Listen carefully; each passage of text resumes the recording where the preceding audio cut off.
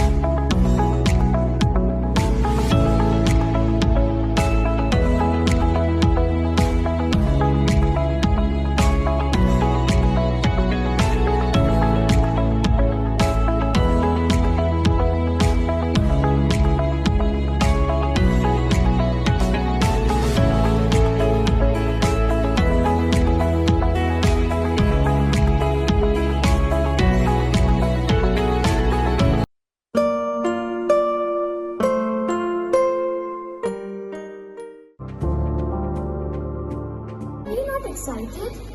Holidays will be very boring for me.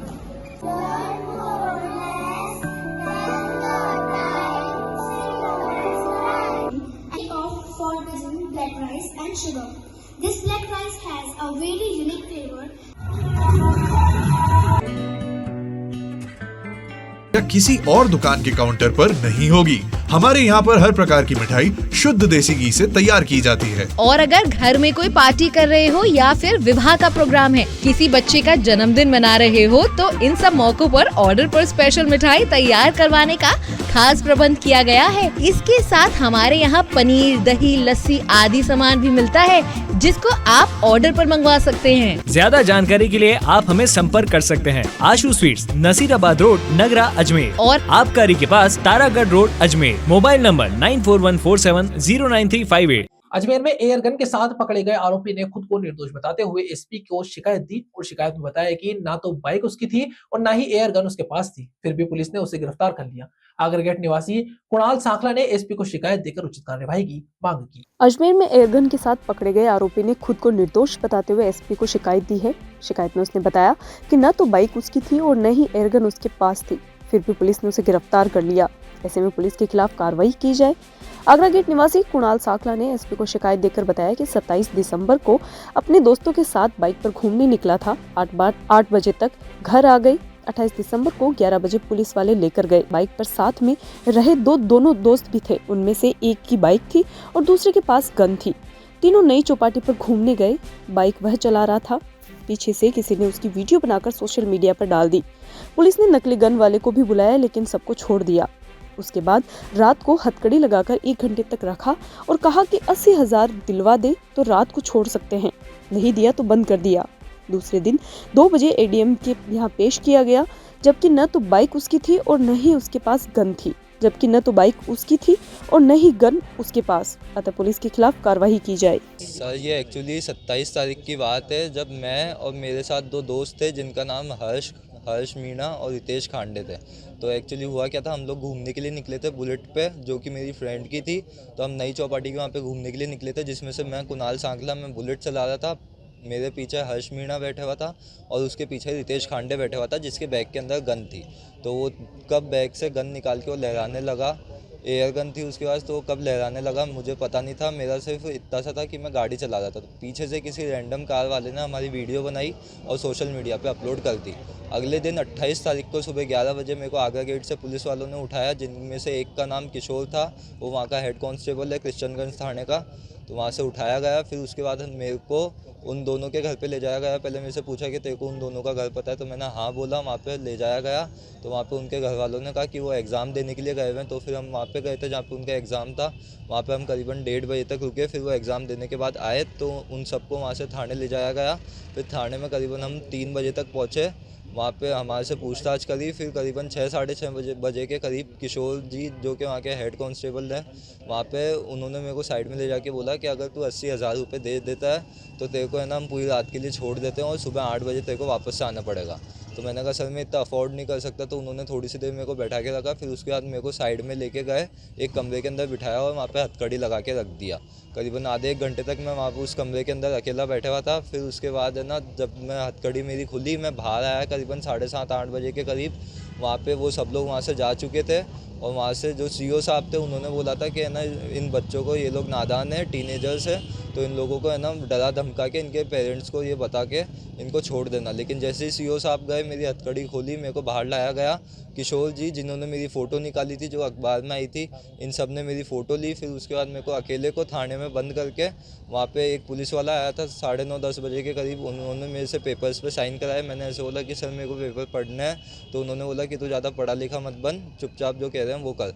फिर उसके बाद मेरे से साइन वाइन कराए और मेरे को पूरी रात अकेले थाने के अंदर बंद रखा। और जबकि से मेरा इतना सा कसूर था कि मैं गाड़ी चला रहा था, और बाकी सब जगह यह आया कि गन भी मेरी थी और बाकी चलाई भी मैंने थी और बुलेट भी मेरी थी।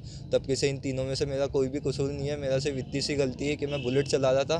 फिर उसके बाद सुबह जब मेरे को कोर्ट के अंदर पेश करा जा रहा था, तो भी एक पुलिस वाले ने गाड़ी पे चलते चलते मेरे को ये कहा था कि वकील जी वो कलेक्टर तेरे को छोड़ देंगे, बस तेरे को इतना सा बोलना है कि वो बुलेट भी तेरी थी, गन भी तेरी थी और चलाई भी तूने थी। जबकि से मैंने इनमें से कुछ भी नहीं करा था।